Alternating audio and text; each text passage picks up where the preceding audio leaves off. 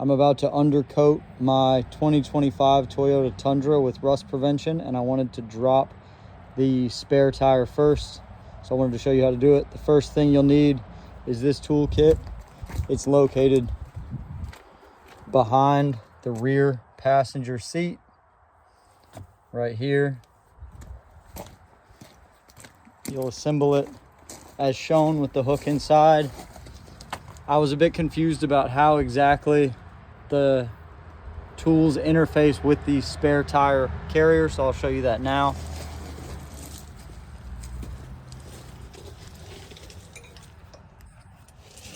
The hook simply slides in, connects, and then spins to drop the spare tire.